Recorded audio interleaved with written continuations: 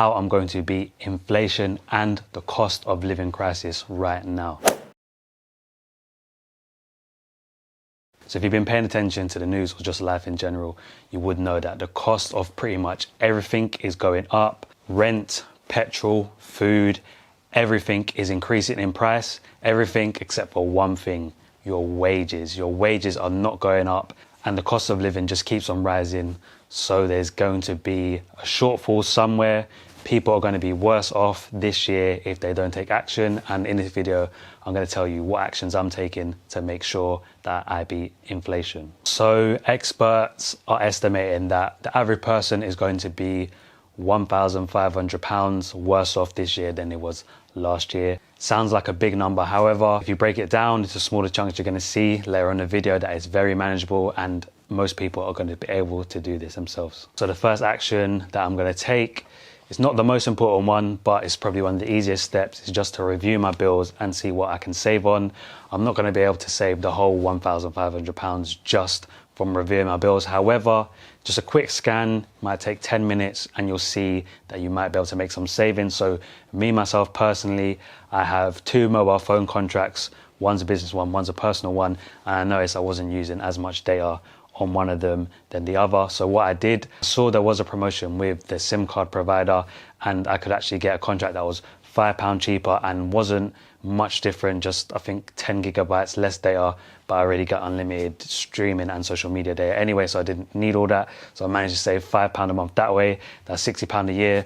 Again, it's not going to completely wipe out all the losses that we're going to take this year. However, it's just a step. That was just from 10 minutes of looking at my bills, and it took me like another 5 minutes to switch my plan. Just had to log in and switch the plan. So already that's £60 saved. But like I said, this is not the most important thing you can do. It's just one of the easiest steps. I wouldn't spend hours and hours every month trying to figure out how you can save a pound here and a pound there. It's probably not worth your time. Next up, we're going to look at what is probably the best use of your time to beat inflation this year. So like I said before, everything is going up except for wages. So your wages are not going up at the same rate of inflation, meaning that your wages are not going as far as there was last year. You're not going to be able to buy the same amount of shopping. You're not going to be able to pay the same amount of bills with the wages you're earning. So somehow you're going to have to make up the difference. The easiest way to go about this is probably just to do more hours at your current workplace if you're able to do that. If you're not able to do that, maybe look at a second job, something flexible like Uber, Deliveroo, something like that. But my go-to option would be to get a side hustle. I've talked about side hustles a lot in some of my previous videos, so make sure you subscribe to the channel and see what side hustles are new to this year and what side hustles can make you some good money. You're probably listening to this and thinking you don't want to do more hours, you don't want to have to work extra hard just to pay the same amount of bills. However, like I said, we can break it down. The average person is said to be about £1,500 worse off this year due to inflation and the cost of living. So we can just break that down day by day. If you can make an extra £5 a day, that's £1,820 a year. That means you're going to make up that difference.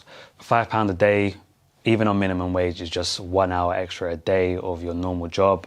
Or if you've got a side hustle, that could be 1 product sale, it could be 2 affiliate sales, it could be 10 minutes doing something like match betting where you use their software to make you profit. So it's not all doom and gloom. If you have a decent side hustle, you could probably make up that difference in about 10 to 15 minutes.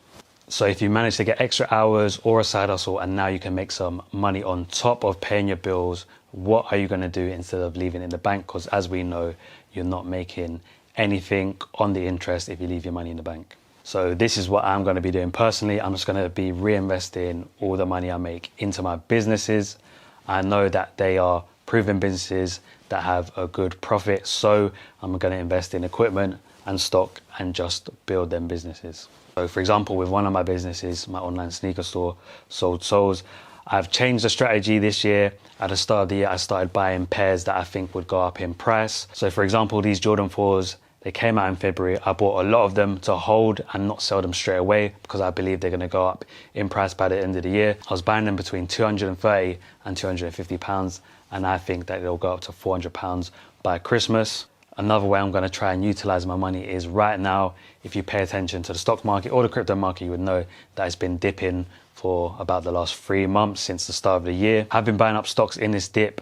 I have a long-term plan. I don't plan to be using that money for 3 or more years. So I'm only investing money that I know I don't need right now. I'm happy to leave it there for 3+ years. I do think the market should recover within this period, and the money is going to be better off there than in the bank. So yes guys, thanks for watching the video. If you have enjoyed it, make sure you drop a like and subscribe to the channel. And remember, I'm broke, baby.